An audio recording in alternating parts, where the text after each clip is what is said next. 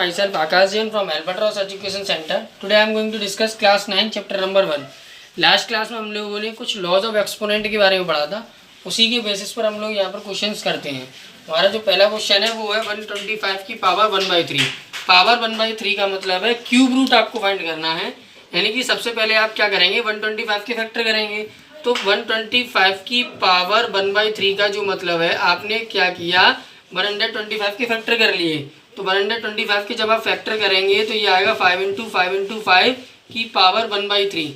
Power जो भी numerator में होगी, न्यूमरेटर में अगर पावर है तो इसका मतलब आपको उस नंबर का उसी नंबर में उतने टाइम्स मल्टीप्लाई करना है, और डेनोमिनेटर में जो भी डिजिट होगी आपको उतने के पेयर बनाने हैं। तो न्यूमरेटर में आपका 1 है तो मैंने 1 बार मल्टीप्लाई किया, और डेनोमिनेटर में 3 है तो इसका मतलब मुझे 3 के पेयर बनाने हैं। तो यहाँ पे जब मैं 5 के पेयर बनाऊंगा 3 के, तो ये आपका आंसर आ जाएगा 5।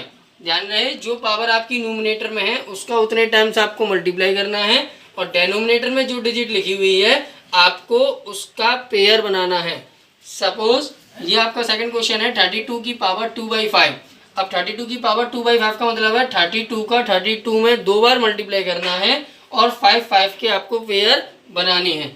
इसका मतलब ये है कि 32 × 32 की पावर 1/5, यानी 32 को 32 में 2 बार मल्टीप्लाई करना है, और 5 के पेयर आपको बनाने हैं। तो 32 के जब आप फैक्टर करेंगे तो आपका आंसर आएगा 2 × 2 × 2 × 2 × 2 इंटू 32 के फिर से आपने फैक्टर किए तो 2 × 2 × 2 × 2 × 2 ये आपने लिख लिया, और पावर आ गई आपकी 1/5।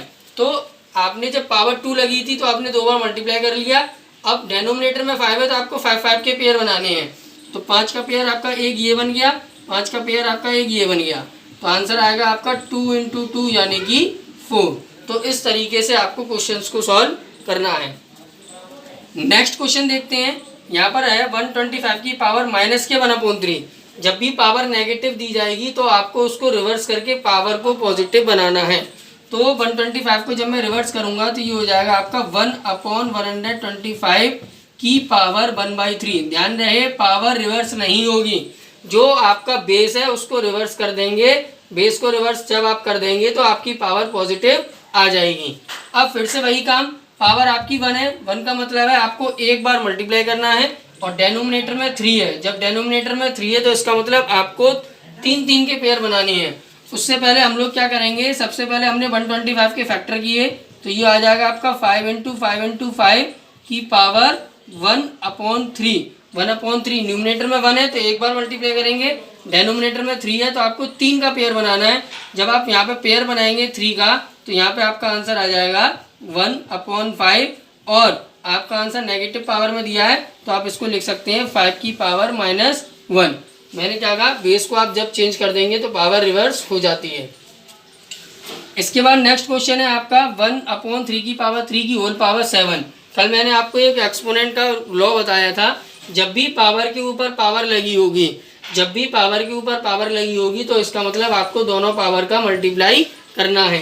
तो यहाँ पर आपका आंसर आ जाएगा 1/3 की पावर 3 × 7, तो ये हो जाएगा आपका 1/3 की पावर 21। इस तरीके से। इसके बाद नेक्स्ट क्वेश्चन पर आते हैं। यहाँ पर कल मैंने आपको एक एक्सपोनेंट का लॉ बताया था, जब भी आपका बेस डिफरेंट हो और पावर सेम हो, जब भी आपका बेस डिफरेंट हो पावर सेम हो, तो हम लोग क्या करते हैं, बेस का मल्टीप्लाई कर देंगे, पावर को कॉमन ले लेंगे। बेस का मल्टीप्लाई कर देंगे और पावर को कॉमन ले लेंगे, तो ये हो जाएगा आपका 7 8 जा 56 पावर 1/2। 7 8 जा 56 पावर 1/2। आप चाहें तो इतना भी छोड़ सकते हैं, और अगर आगे आपको सॉल्व करना है तो 56 के आप फैक्टर कर लीजिए। 56 के फैक्टर करने के बाद 2 के आप पेयर उसमें बना सकते हैं। तो 56 के पेयर जब आप बनाएंगे 2 के पेयर, तो कुछ चीज़ें बचेंगी वो आपकी रूट में रहेंगी, इसलिए इससे बेटर है कि आप इतना ही जोड़ दें। तो ध्यान रहे जो कल मैंने आप लोगों को लास्ट क्लास में लॉ ऑफ एक्सपोनेंट के बारे में बताया था, उन्हीं के बेस्ड पर ये कुछ क्वेश्चंस मैंने आपको कराए हैं। जब भी पावर नेगेटिव हो उसके बेस को रिवर्स करके आप पावर को पॉजिटिव बना सकते हैं। जब भी न्यूमरेटर पावर के न्यूमरेटर में जो भी डिजिट लिखी होगी, पावर के न्यूमरेटर में जो भी डिजिट लिखी है, इसका मतलब उस बेस का आपको उतने टाइम्स मल्टीप्लाई करना है, उस बेस का आपको उतने टाइम्स मल्टीप्लाई करना है। और जो भी पावर में डेनोमिनेटर में होगी, जो भी पावर में डेनोमिनेटर में होगा उतना आपको उसके पेयर बनाने हैं। यहाँ पर मेरी डेनोमिनेटर में पावर 5 थी, पावर के डेनोमिनेटर में 5, इसलिए मैंने यहाँ पे 5 का पेयर बनाया। यहाँ पर पावर में डेनोमिनेटर में 3 था, इसलिए मैंने 3 का पेयर बनाया। यहाँ पर मेरे पावर के डेनोमिनेटर में 3 था, इसलिए मैंने 3 का पेयर बनाया। तो ध्यान रहे, पावर के ऊपर पावर होगी तो आपको पावर का ऊपर पावर का मतलब है कि आपको दोनों पावर का मल्टीप्लाई करना है। बेस आपका अगर डिफरेंट है, पावर आपकी सेम है, तो बेस का मल्टीप्लाई कर दीजिए, पावर कॉमन ले लीजिए। अगर डिवाइड हो रहा है तो बेस का डिवाइड कर दीजिए, पावर कॉमन ले लीजिए। ठीक है, जो कल एक्सपोनेंट मैंने लॉज लिखा है तो उसको एक बार फिर से रिवाइंड कर लीजिए।